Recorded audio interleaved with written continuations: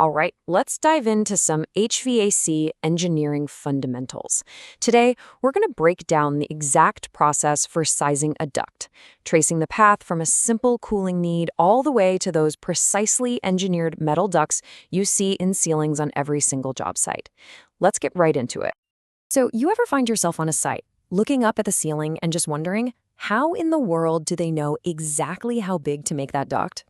Well, it's definitely not guesswork. It's actually a fascinating process of calculation and some really key trade-offs, and that's exactly what we're going to walk through, step by step. Okay, so where do we even begin? Well, every single duct design, and I don't care if it's a huge commercial building or a tiny office, it all starts with one fundamental question. How much air do we actually need to move? And that how much is measured in CFM. CFM, that stands for cubic feet per minute. And you can think of this as the absolute bedrock of our entire calculation.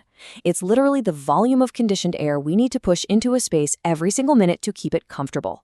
This number is everything. It defines what our system needs to do. Now, you might be asking, where does that CFM number even come from? Well, there's a really common rule of thumb in the industry, and it's based on ASHRAE standards. It goes like this. For every 1 ton of cooling power you have, you're going to need about 400 CFM of air. Pretty simple, right? So if you've got a 5-ton unit on the roof, you know right away you need to design for roughly 2,000 CFM. And this right here, this is where we hit the central challenge of duct design. It is a total balancing act. On one hand, if you need to move a lot of air, you need a big duct. Makes sense. But you can make that duct smaller if you just push the air through it faster. So what's the catch? Well, the trade-off is noise, and also something called friction loss, which is basically just the energy the air loses as it scrapes along the inside of the duct. This is the fundamental choice every HVAC engineer has to wrestle with. Okay, so we've got the how much figured out. That's our CFM. The very next logical step is deciding how fast we want that air to be moving. And that speed, our velocity, is measured in feet per minute, or FPM. Now, we're not just pulling these numbers out of a hat. We start with industry standards, like these recommendations from SMCNA. And if you look closely, you'll see a pattern.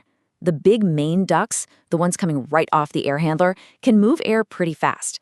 But as you get into the smaller branch ducts, the ones actually feeding air into the rooms, we have to slow things down. And why? To keep it quiet for the people who are trying to work in those spaces. This really lays out the whole dilemma, doesn't it? Do you go for a lower speed, which gives you a super quiet system, but means you need a giant duct? And trust me, that's a big deal. A bigger duct means more material, more cost, and you might even have to raise the entire ceiling.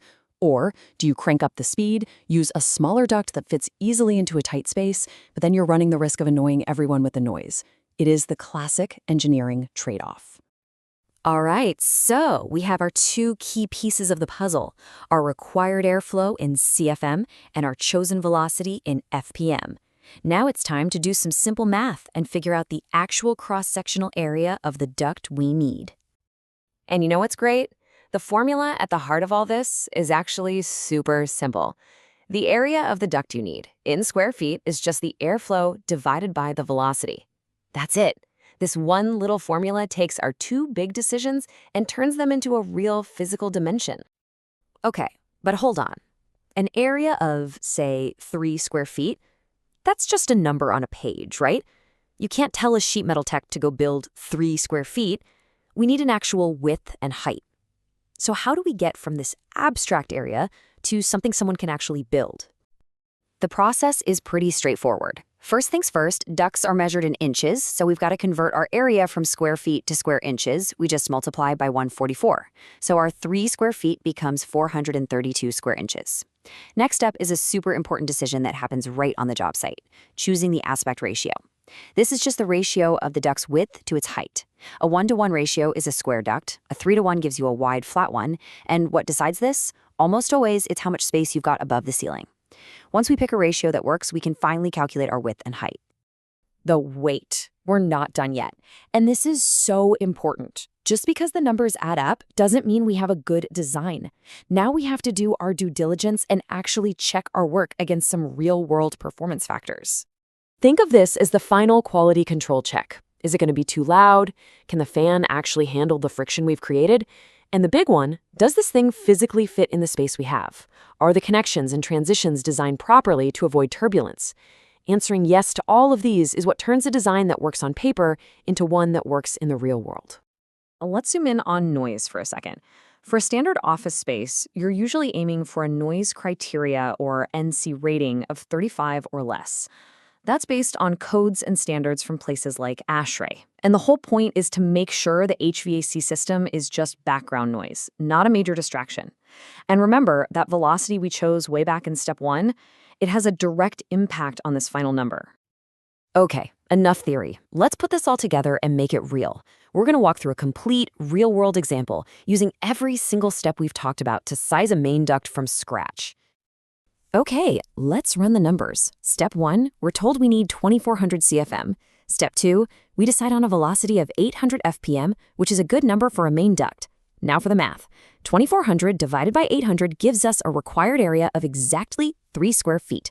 Next, we decide on a 3:2 aspect ratio. Maybe that's what fits best in the ceiling. And that gives us our final dimensions, 24 inches wide by 18 inches high.